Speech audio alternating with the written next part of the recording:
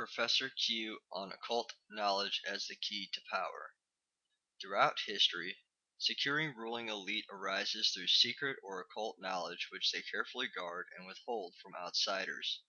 The power of such elites or occults diminishes as their occult knowledge is transformed into scientific knowledge and vanishes as soon as it becomes common sense. Before analyzing the secrets of the finance capitalist money cult, let us glance for historical perspective at occult astronomy, the oldest source of stable rule known to man, of which astrology is but the pathetic remnant.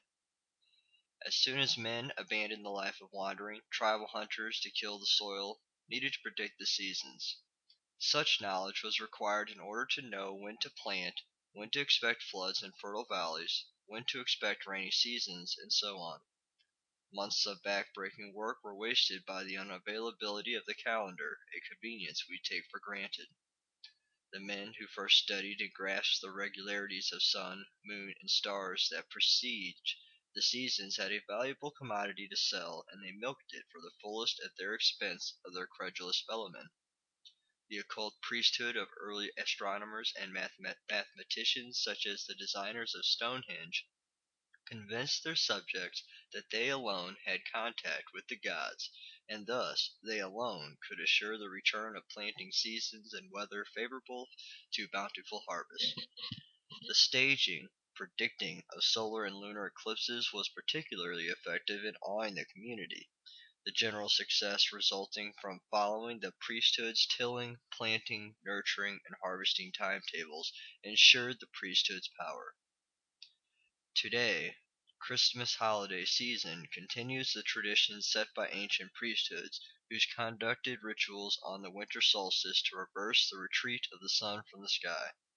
Their invariable success was followed by wild celebrations. Popular knowledge of seasonal regularities was discouraged by even manner of mysticism and outlandish ritual imaginable. Failures and predictions were blamed on sins of the people and used to justify intensified oppression. For centuries, people who had literally no idea of the number of days between seasons and couldn't count anyways cheerfully gave up a portion of their harvest, as well as their most beautiful daughters, to their faithful servants in the priesthood. The power of our finance capitalist money cult rests on a similar secret knowledge, primarily in the field of economics. Our power is weakened by real advances in economic science. Fortunately, the public at large, and most revolutionaries, remain totally ignorant of economics. However, we established money lords have been able to prolong and even reverse our decline by systematically corrupting economic science with fallacious and spurious doctrines. Through our power in the universities, publishing, and mass media, we have been able to reward the sincere, professional cranks whose spurious doctrines happen to rationalize in terms of common good the government-supported institutions, laws, and economic measures upon which our money powers depend. Keynesianism is the highest form of phony economics yet developed to our benefit. The highly centralized mixed economy resulting from the politics advocated by Lord Keynes for promoting prosperity has all the characteristics required to make our rule invulnerable to our twin nemesis, private real competition in the economic arena and real democratic process in the political arena. Laissez-faire or free market, classical economics was our original attempt to corrupt economic science. Its beautiful internal consistency blinded economists for many years to the fact that it had virtually nothing to do with current reality. However, we are so powerful today that it is no longer possible to conceal our imposing institutions with the appearance of free competition. Keynesianism rationalizes this omnipotent state which we require, while retaining the privileges of private property on which our power ultimately rests. Although the interim reforms advocated by Marx in his Communist Manifesto, such as central banking, income tax, and other centralized measures, can be corrupted to coincide exactly with our requirements, we no longer allow Marxist movements major power in developed countries. Our coercive institutions are already in place. Any real steps towards communism would mean our downfall. Of course, phony Marxism is an excellent ideological veil in which to cloak our puppet dictators in underdeveloped areas. Secondarily, the power of the lords of money rests on an occult knowledge in the arena of politics and history. We have quite successfully corrupted these sciences.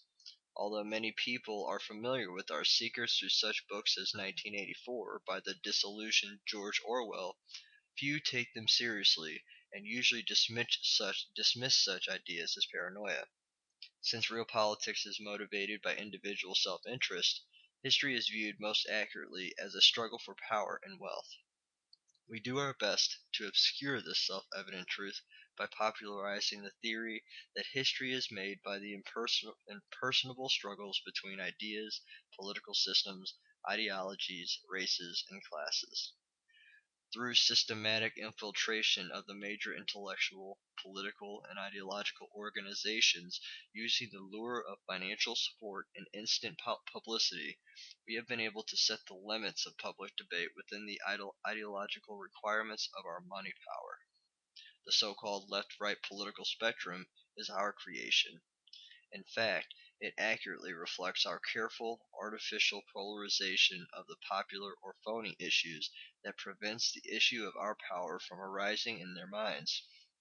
The left supports civil liberties and opposes economic or entrepreneurial liberty. The right supports economic liberty and opposes civil liberty. Of course, neither can exist fully, which is our goal, without the other. We control the right-left conflict such that both forms of liberty are suppressed to the degree we require. Our own liberty rests not on legal or moral rights, but on the control of the government's bureaucracy and courts which apply the complex, subjective regulations we dupe the public into supporting for our benefit.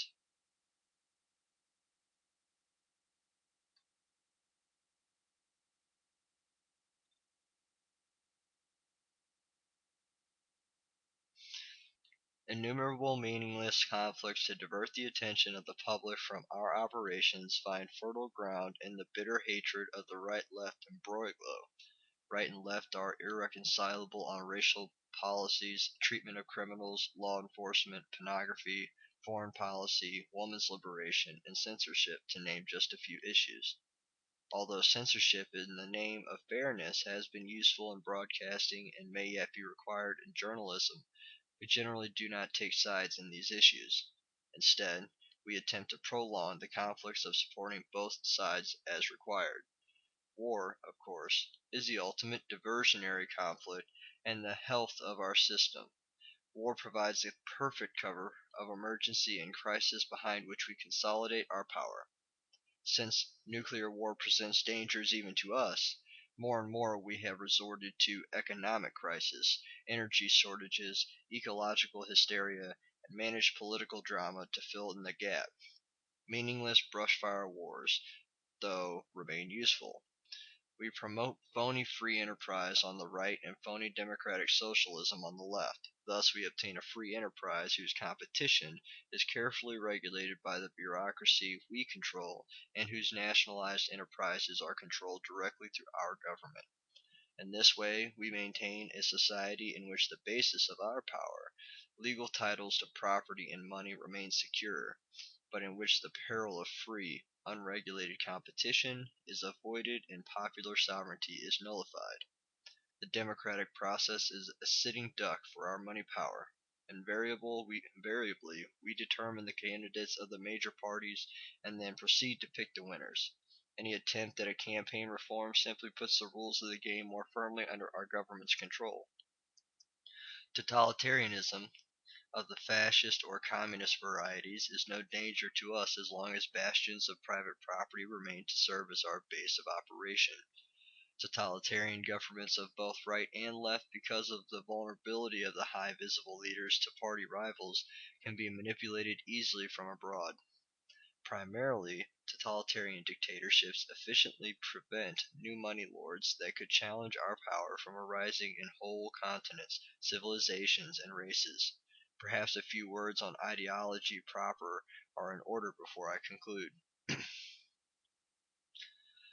The only valid ideology, of course, is rational egoism, that is, the maximization of the individual's gratification by whatever means prove practical. This requires power over nature, especially, when possible, power over other humans who are the most versatile and valuable tools of all. Fortunately, we do not have a society of egoists. Money lords would be impossible in such a society, as the mental spooks and rationalizations by which we characteristically manipulate and deceive would be a laughingstock. Under such circumstances, a policy of live and let live or true laissez faire anarchy might be the only alternative. Certainly, a hierarchical order would be difficult to maintain by force alone.